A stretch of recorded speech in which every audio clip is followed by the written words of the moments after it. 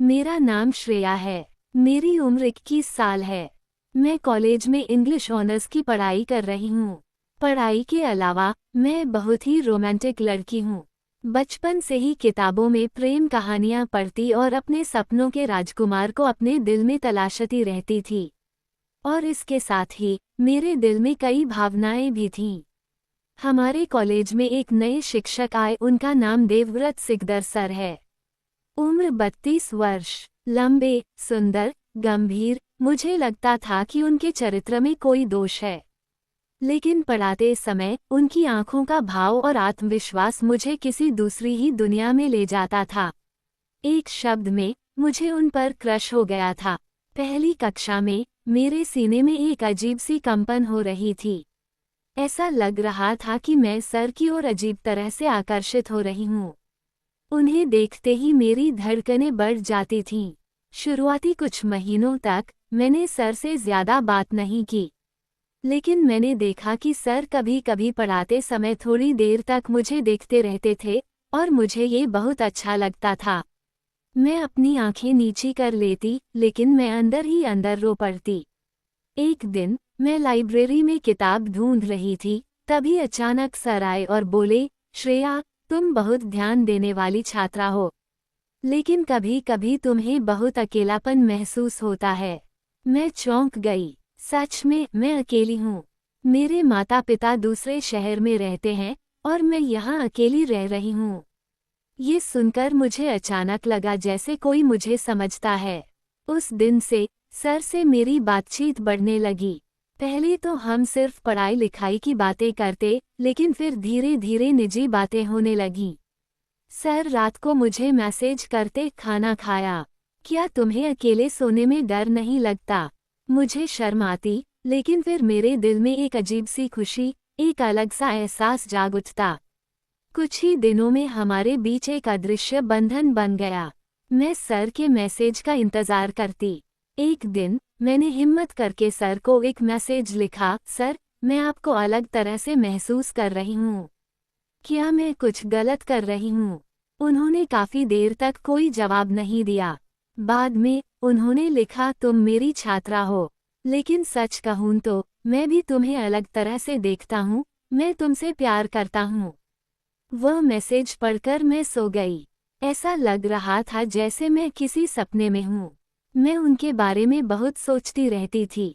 उसके बाद से मैं सर से छुप छुप कर मिलने लगी। पहले कॉलेज के बाहर एक कैफे में, फिर पार्क में। धीरे धीरे उनकी हिम्मत बढ़ती गई। एक दिन पार्क के एक सुनसान कोने में उन्होंने मेरा हाथ थाम लिया। फिर हमने पहली बार धीरे से किस किया। मेरा पूरा शरीर कांप उठा, पर मैंने उन्हें रोका नहीं। ऐसा लग रहा था कि मैं कब से यही चाहती थी। मुझे भी उनके साथ किस करने में मजा आ रहा था। कुछ दिनों बाद सर ने मुझे अपने फ्लैट पर बुलाया। उन्होंने मुझे पढ़ाई का बहाना बनाया। मैं डरी हुई भी चली गई। वहाँ सर ने मुझे गले लगाया और बोले, श्रेया, मैं तुम्हें सचमुच चाहता हूँ। अगर तुम चाहो तो आज से हम एक हो सकते हैं। मैं बहुत देर तक सोचती रही। फिर अचानक मेरे मन में ख्याल आया कि इतने दिनों से जो तनाव मैं महसूस कर रही हूँ, उसे क्यों दबाऊं। उस दिन मैंने खुद को उसके हवाले कर दिया। उस दिन पहली बार किसी मर्द ने मुझसे संतुष्ट किया था और मैं चरम सुख के साथ उसका सुख भोग रही थी। मेरी आंखें ऊपर उठ गईं, एक अलग ही एहसास। हालांकि शुरुआत में मुझे बहुत दर्द हुआ। मैं आनंद और वासना के कारण कहीं खोई हुई सी महसूस कर रही थी, लेकिन मुझे लगता है सर को पहले से ही इसके बारे में पता था, इसलिए वो प्रोटेक्शन ले रहे थे। तभी से हमारा सीक्रेट रिलेशनशिप शुरू हो गया। हम क्लास में तो दूरी बनाए रखते थे, लेकिन जब बाहर मिलते तो एक दूसरे की बाहों में खो जाते। हमारे जिस्मों की गर्मी हमें और गहराई तक खींच लेती। मुझे लगा शायद यही मेरा सच्चा प्यार है। चूंकि मैं मेस में अकेली रहती हूँ, एक दिन तेज बारिश के दौरान सर अचानक मेरे मेस में आ गए और मैंने सिर्फ एक पतली सी टेप वाली शर्ट पहनी हुई थी। सर को भीगी हुई हालत में देखकर मेरे अंदर भी भावनाएं जाग उठीं। तो सर ने बिना कुछ कहे मुझे किस कर लिया और हम फिर से एक दूसरे में खो गए। मैंने कहा, सर, मैं आपके बच्चे की माँ बनना चाहती हूँ, ये सुनकर सर ने मुझे अजीब सी नज़रों से देखा।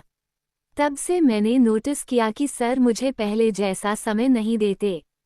पहले वो मुझे रोज़ फ़ोन और मैसेज करते थे, अब वो मुझे टालते हैं।